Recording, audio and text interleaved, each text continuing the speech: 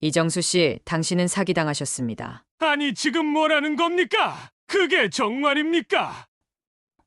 당신은 과연 누굴 믿으시겠습니까? 어느 날 옛 동료가 찾아와 말했습니다. 형님 대박입니다. 진짜 저만 알고 있으려다가 형님한테 빚도 갚을 겸해서 이렇게 연락을 했습니다. 제 말대로 하시면 형님 인생은 이제 황금길 시작입니다. 암요. 돈도 없고 기댈 곳도 없던 한 남자는 그 말을 믿고 마지막 희망을 걸었습니다. 하지만 그 선택이 정말 옳은 길이었을까요? 한쪽에서는 돈을 쫓아 남을 속이고 다른 한쪽에서는 다시 일어서기 위해 발버둥칩니다. 믿음과 욕심이 얽히고 설킨 이 이야기 속에서 벼랑 끝에 몰린 남자는 과연 어떤 최후가 기다리고 있을까? 누군가의 욕망과 누군가의 절망이 부딪히며 어떻게 사람의 인생이 뒤바뀌는지를 보여줍니다. 과연 한 남자는 이 함정에서 벗어나 다시 일어설 수 있을까? 아니면 모든 걸 잃고 평생 후회 속에서 살아가야 할까? 지금 그들의 이야기를 들여다보세요. 이곳에서만 볼 수 있는 충격적인 진실이 기다리고 있습니다.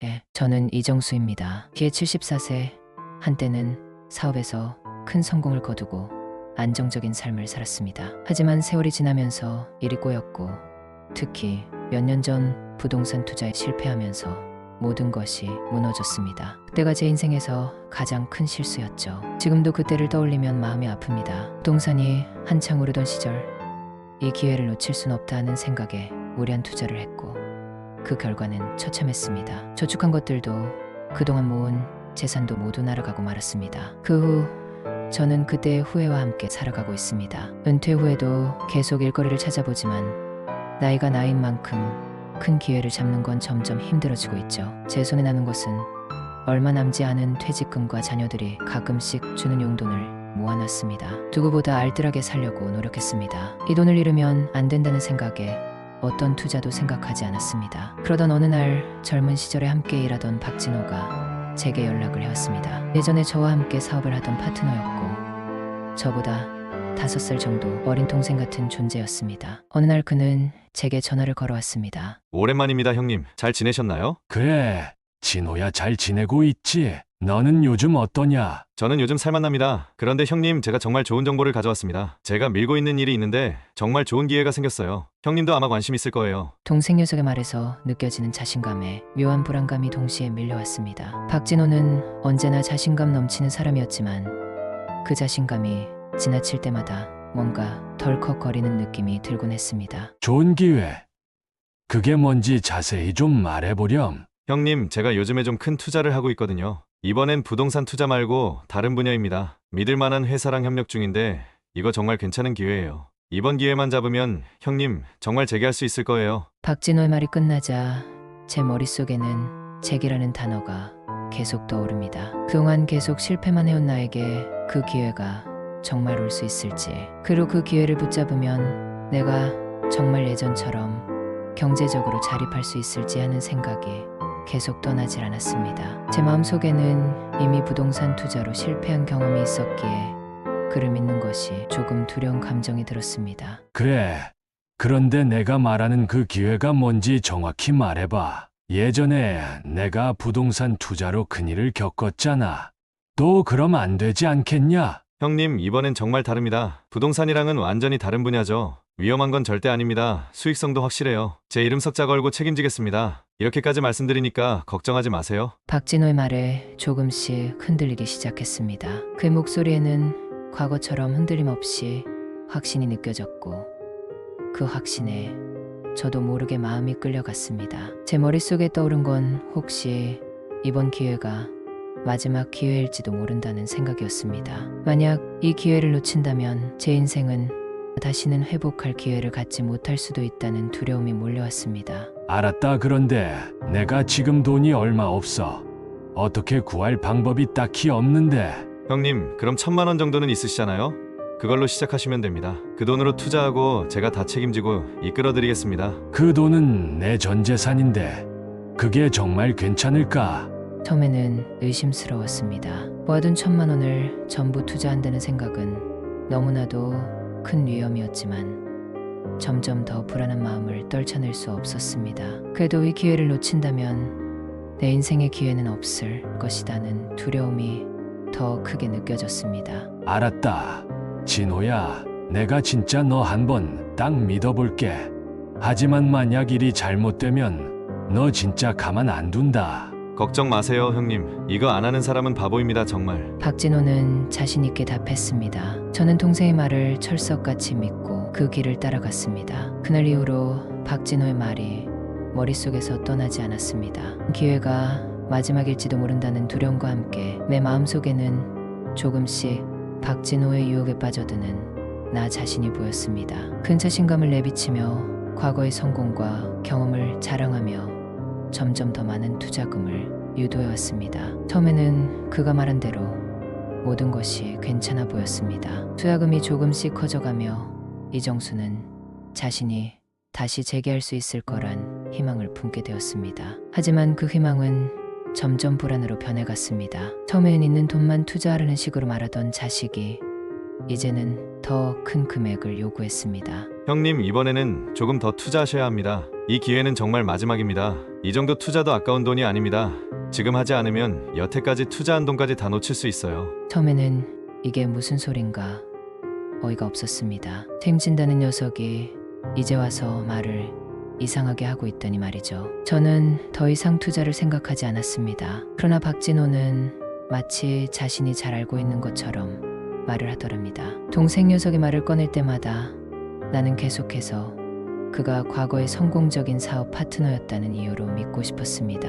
형님, 제가 말씀드렸잖아요. 그 많은 투자 정말 수익이 클 겁니다. 다른 사람들은 절대 알지 못하는 정보입니다. 지금 투자 안 하시면 후회하실 겁니다. 시간이 흐를수록 박진호는 점점 더 강압적이 되어갔습니다.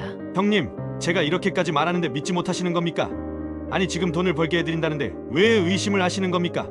지금 들어간 돈을 생각해서라도 어서 더 투자하시라고요. 그 목소리는 점점 더 압박감이 믿겨졌고 나는 그 말에 움츠러들기 시작했습니다. 그러던 중 박진호는 내 집을 담보로 대출을 받으면 더 큰 투자를 할 수 있다고 말했습니다. 그 말한 대로 대출을 받으면 더 큰 돈을 투자할 수 있고 결국은 그만큼 큰 수익을 얻을 수 있다고 믿게 되었습니다. 하지만 동시에 내 마음 깊은 곳에서는 무언가 찜찜한 기분이 들었습니다. 내 집을 담보로 대출을 받는 게 맞는 걸까? 라고 생각했지만 지금 들어가 있는 내 돈을 되찾고 싶은 생각에 두려움을 떨쳐내고 결국 담보를 제공하며 대출을 받기로 결심했습니다. 형님, 이렇게 돈을 많이 넣을수록 돈을 버는 세상입니다. 의심 좀 그만하세요. 제가 책임진다고 했잖아요. 동생 녀석의 말투는 제 신경을 긁었습니다. 그러나 이 녀석과의 사이가 틀어지기라도 한다면 안 될 것 같다는 생각에 저는 꾹 참았습니다. 그는 자신이 이미 잘 알고 있는 투자처를 맡아주겠다고 했고 나는 그를 믿을 수밖에 없는 상황이었습니다. 은행에서 담보대출이 승인되고 그 돈의 절반만 박진호가 추천하는 투자처에 보냈습니다. 돈을 보낼 때는 머릿속이 하얘져서 아무런 생각과 판단을 할 수 없었습니다. 처음에는 그가 말한 대로 수익이 조금씩 생기는 듯 했지만 점점 더 많은 돈을 투자해야 한다는 압박이 느껴졌습니다. 박진호는 계속해서 추가적인 투자를 요구했습니다. 점점 더 커지는 금액에 나는 이미 빠져들고 있었습니다. 대출로 받은 나머지 돈을 보내버리고 말았습니다. 나는 자신이 빠져드는 구렁텅이를 잘 알지 못한 채 그저 그의 말에 끌려갔습니다. 그러던 어느 날 내 상황이 더욱 심각해졌다는 것을 알게 되었습니다. 대출금에 대한 이자가 쌓이면서 저는 상당히 불안해졌습니다. 미칠 듯한 부담이 제 목을 조여왔습니다. 하지만 박진호는 여전히 아무렇지도 않게 조금만 기다리면 형님은 재개할 수 있습니다. 조금만 더 투자해보세요라며 나를 압박했습니다. 이 자식은 마치 아무리 큰 액수라도 거침없이 투자해야 하는 분위기를 만들었습니다. 그렇게 나는 없는 돈을 구해보려고 자식들에게도 손을 벌리고 말았습니다. 그 순간 나는 조금씩 박진호 이 자식이 나에게 사기를 치고 있는 게 아닌가 의심하기 시작했습니다. 내 가슴 속에서 불안감이 커져갔고 내가 또 다시 실수를 저지르고 있는 건 아닌지 불안감에 밤을 뜬 눈으로 보낸 적이 상당히 많았습니다. 단지 지금 이 기회를 놓치면 끝이겠지라는 생각에 눈이 멀었던 것입니다. 내가 더 이상 돈을 투자하지 않자 이제 마지막 한 걸음만 더 가면 됩니다. 라고 말했습니다. 그 말을 들을 때마다 나는 내 돈을 지키고 싶은 생각만 남았습니다. 이게 바로 박진호 자식이 계획한 함정이었다는 것을 나는 그때 알지 못했습니다. 집을 담보로 대출받은 소식을 들은 아들이 저를 찾아왔습니다. 아들에게 부끄럽지만 답답한 마음에 이 모든 상황을 털어놓았습니다. 저를 원망스럽게 쳐다보는 아들의 눈빛은 제 가슴을 아프게 했습니다. 저는 뭐라 할 말이 없었습니다. 아들은 잠시 생각을 하고 저에게 이렇게 말했습니다. 아버지, 큰일이 난 것 같아요. 전문가의 도움이 필요해 보여요. 이런 상황에선 더 이상 혼자서 해결하려고 하지 마세요. 아들의 말에 저는 그만한 이유가 있겠다고 생각했고 결국 아들이 소개해준 재정 전문가를 만나기로 결심했습니다. 저 자신도 점점 더 큰 절망감에 빠져 있었고 어떻게 해야 할지 몰랐기 때문에 전문가의 도움이 필요하다고 느꼈습니다. 그 재정 전문가는 김 씨라는 분이었습니다. 김 씨는 60대 정도로 보이는 강렬한 눈빛을 가진 여성이었습니다. 이 여자는 금융 분야에서 30년 이상 경력을 쌓은 전문가였습니다. 그동안 많은 사람들을 돕고 여러 사기 사건들을 해결한 경험이 있었습니다. 제 나이 또래 사람들이 투자 사기에 속아 큰 피해를 보고 있다는 사실을 잘 알고 있었죠. 김 씨는 차분하고 신뢰감 있는 목소리로 제게 물었습니다. 이정수 씨, 현재 상황을 정확히 말씀해 주세요. 어떤 일이 있었는지요? 저는 그동안 겪었던 일들을 그대로 털어놓았습니다. 김 씨, 저는 박진호라는 사람에게 큰 돈을 맡기고 있었습니다. 처음엔 작은 돈으로 시작했지만 점점 그가 더 많은 돈을 요구하기 시작했죠. 그리고 결국 집까지 담보로 내놓고 대출을 받게 되었습니다. 이제는 점점 더 많은 돈을 요구하고 저는 그가 말하는 투자 기회를 믿고 계속 따라왔습니다. 하지만 이제는 그게 정말 옳은 선택인지 이게 사기인지도 모르겠어요. 김 씨는 잠시 저의 말을 듣고 나서 고개를 끄덕였습니다. 정수 씨 사기당하셨습니다. 뭐라고요? 그게 정말입니까? 이런 사기 사건은 요즘 아주 흔하게 일어나고 있습니다. 특히 우리 같은 연령들을 대상으로 한 투자 사기. 그 수법은 정말 교묘하고 치밀합니다. 박진호라는 사람도 그런 유형에 속할 가능성이 커요. 김 씨의 말에 저는 잠시 충격을 받았습니다. 그동안 저만 그런 피해를 보고 있다고 생각했는데 사실 많은 사람들이 저와 같은 상황에 처해 있었다는 사실에 마음이 무겁고 혼란스러웠습니다. 정수 씨, 박진호는 계획적으로 당신에게 접근한 것 같습니다. 그는 전문적인 사기꾼일 가능성이 높아요. 우선 그가 제시한 투자 기회를 다시 한번 점검해야 하고 그가 요구한 대출이나 다른 조건들에 대해 법적으로 문제를 제기할 수 있는 부분들이 있을 거예요. 우리가 그와 맞서 싸우는 방법도 있습니다. 김 씨는 점차 차분하고 확신에 찬 목소리로 제게 해결책을 제시하기 시작했습니다. 우선 박진호가 계속적으로 돈을 더 불린 것은 전문적인 사기 행위입니다. 그리고 계속해서 투자를 요구하는 것은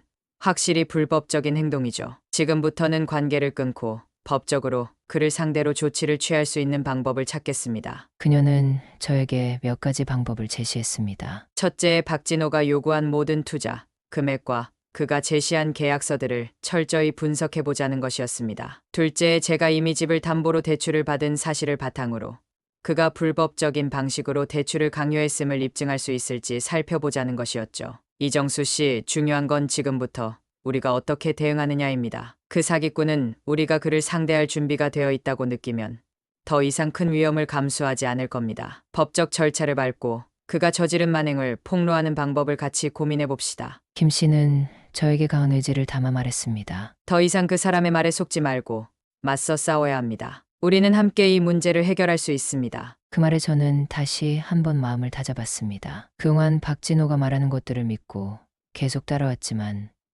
이제는 그런 길을 걸을 수 없다는 것을 확실히 느꼈습니다. 김 씨가 제공하는 법적 절차와 대응 방법을 따라가며 더 이상 속지 않겠다고 결심했습니다. 김 씨는 나이가 많아 어려운 상황을 겪고 있는 저를 도와줄 수 있는 중요한 사람임을 확신하게 해줬습니다. 김 씨는 저에게 필요한 모든 법적 절차를 하나하나 설명하면서 저의 절망적인 상황을 반전시킬 기회를 제시했습니다. 그의 차분한 말투 속에 숨겨진 강력한 의지가 저를 다시 일어설 수 있게 만들었죠. 이정수 씨, 지금 이 상황을 전환할 수 있는 방법이 있습니다. 우리가 박진호를 상대로 법적 대응을 하게 되면 그 사람의 사기 행위는 바로 폭로될 거예요. 하지만 중요한 건 우리가 준비를 철저히 해야 한다는 겁니다. 한 번의 결정적인 타격을 주기 위해서는 정확한 증거와 전략이 필요하죠. 저는 김 씨의 말을 듣고도 여전히 불안했지만 그녀가 말하는 대로 해보기로 결심했습니다. 김 씨,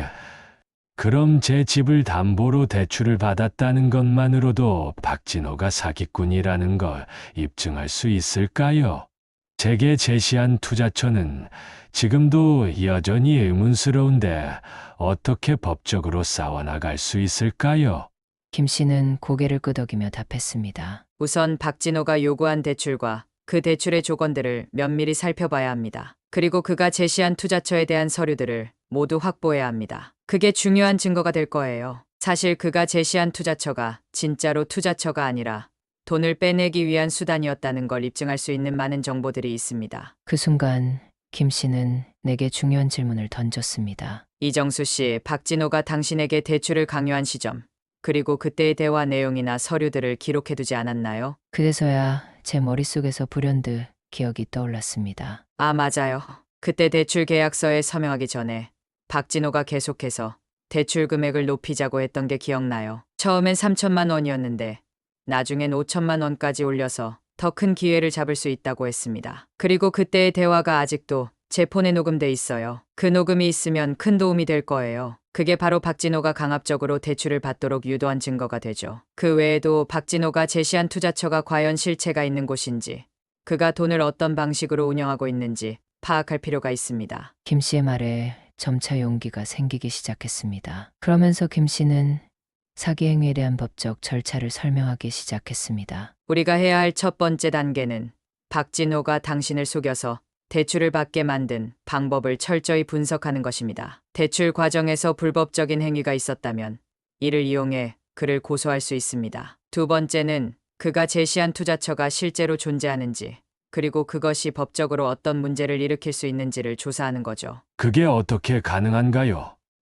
박진호가 그렇게 잘 숨기고 있는 것 같아서. 그렇죠. 그런데 사기꾼들은 절대 완벽하게 숨길 수 없습니다. 그들이 사용하는 계좌, 거래 내역, 그리고 투자처와 관련된 문서들이 결국 드러나게 되어 있어요. 우리가 그런 증거들을 확보하고 박진호가 사기 행위를 했다는 사실을 법적으로 입증할 수 있다면 그 사람은 큰 대가를 치를 겁니다. 김 씨의 말을 듣고 제 머릿속에서 그림이 그려졌습니다. 박진호가 저에게 그토록 많은 돈을 요구하고 그 과정에서 강압적으로 대출을 받게 만든 것. 그것이 바로 그의 사기 행위였다는 걸 법적으로 입증할 수 있다면 모든 것이 반전될 수 있다는 생각이 들었습니다. 김 씨, 정말 가능한 일인가요?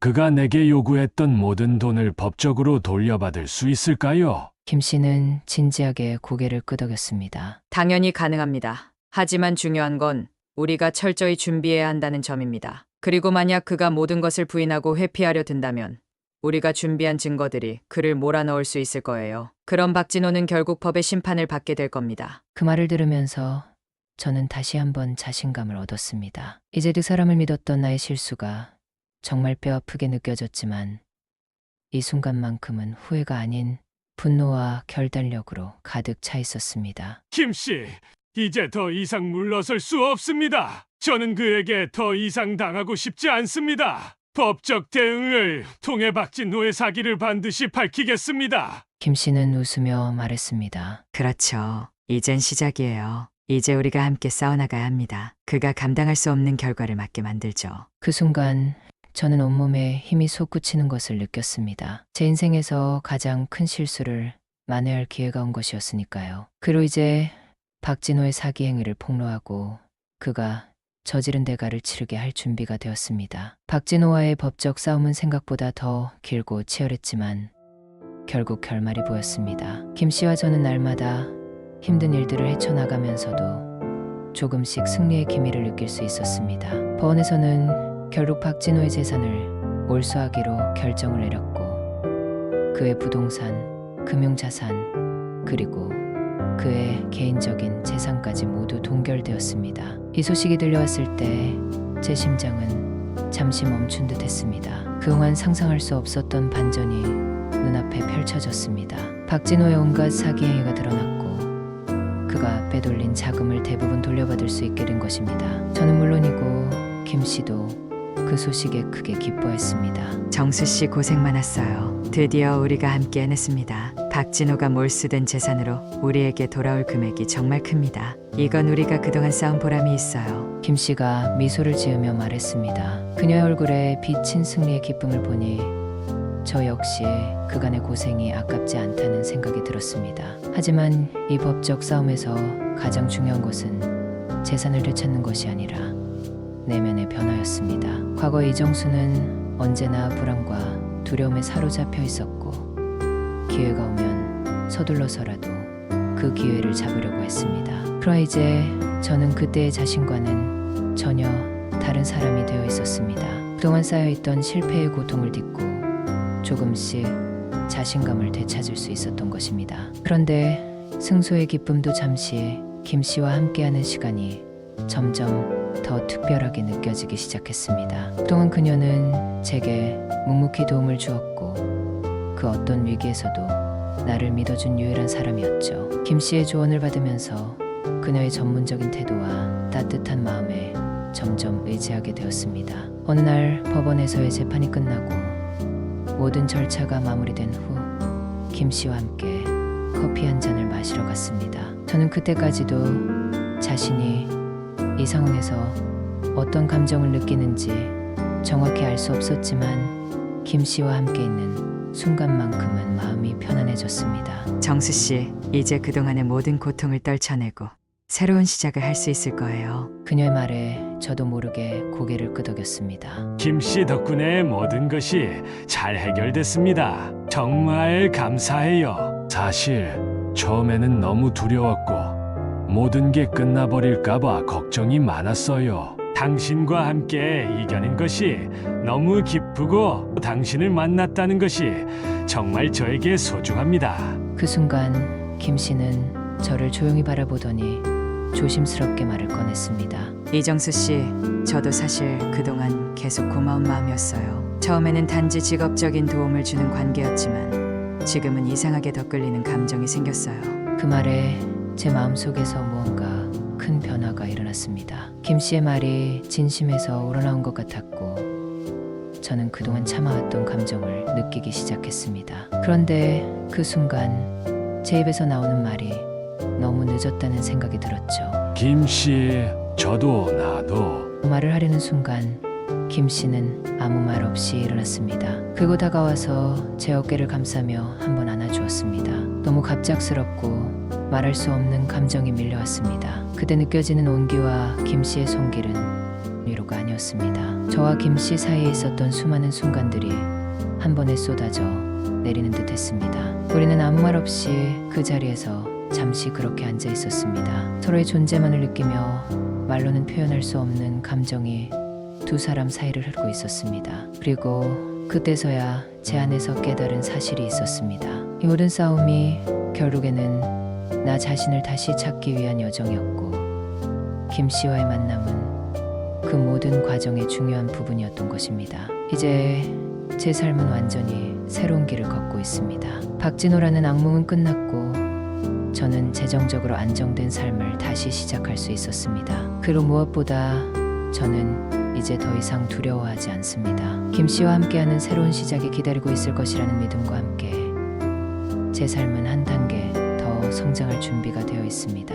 법원의 판결이 내려진 뒤 나는 삶의 큰 전환점을 맞았다. 박진호에게 사기를 당해 잃었던 대부분의 재산이 돌아오긴 했지만 그 돈을 다시 어떻게 써야 할지 고민이 많이 들었다. 모든 것이 순식간에 무너졌던 그 순간들이 떠오를 때마다 속이 쓰렸다. 내가 이렇게 망가질 줄은 정말 몰랐다. 하지만 김 씨와의 만남은 내게 새로운 삶을 열어준 순간이었다. 그녀는 나의 경제적인 문제를 해결해준 게 아니라 내게 중요한 교훈을 주었다. 삶이 잘못된 길로 갈 때 더 이상 속지 않으려면 나 자신이 먼저 뚜렷한 목표를 가져야 한다는 걸 배웠다. 돈만 쫓았던 내 인생에서 이제는 진정으로 내가 원하는 게 무엇인지, 내가 누구인지 다시 돌아보게 된 거다. 법원의 판결 후 나는 조금씩 평온을 되찾았다. 여전히 재정적으로 힘든 상황이었지만 예전처럼 허망하게 돈을 쫓아 살지는 않기로 결심했다. 그렇게 인생이 조금씩 나아지고 있을 때 김 씨는 내게 중요한 말을 건넸다. 이제 돈만큼 중요한 게 사람과의 관계 아닐까요? 그 순간 김 씨의 말에 깊은 감동을 느꼈다. 나는 그때까지 너무 혼자서 모든 걸 해결하려 했고 결국 큰 실패를 겪었지만 김 씨는 내게 무엇보다 중요한 걸 알려줬다. 인생은 혼자서 살아가는 게 아니라 서로 의지하고 돕는 것이다. 그리고 날 밤 나는 김 씨에게 진심으로 고백했다. 정말 고맙습니다. 당신을 만난 것이 제게 너무나 큰 행운이라고 생각합니다. 혹시 당신과 함께 더 나은 미래를 만들 수 있을까요? 김 씨는 잠시 말을 멈추고 나를 바라보았다. 그리고 웃으며 말했다. 당신도 많이 성장했네요. 이제는 더 나은 사람이 될 준비가 되어 있는 것 같아요. 그 말을 듣고 나는 그저 안도감과 동시에 큰 감동을 느꼈다. 김 씨는 말없이 나를 안아주었다. 그 순간 내 마음속에서 무엇인가 확 바뀐 느낌이 들었다. 그동안 놓쳤던 것들이, 내가 진정으로 바라왔던 것들이 조금씩 맞춰지는 것 같았다. 김 씨와의 대화 후 나는 다시 마음을 다잡았다. 돈도 중요하지만 진정한 행복은 나 혼자만이 아니라 사람들과 함께 만들어가는 것임을 깨달았다. 그렇게 나의 새로운 시작은 돈이 아닌 사람을 중심으로 돌아가게 되었다. 그리고 그때 김 씨와 나의 관계도 조금씩 더 가까워졌고 우리는 서로의 삶에 깊이 스며들었다. 인생에서 가장 중요한 것은 때로는 돈이 아니라 결국 사람과의 연결과 진심이란 걸 깨달은 것이다. 박진호에게 당한 상처와 고통을 떠올리며 나는 이제 그 모든 일이 내 삶을 되돌아보는 계기가 되었다. 우리가 무엇을 추구하든 결국 중요한 건 사람이라는 사실을 잊지 않게 되었다.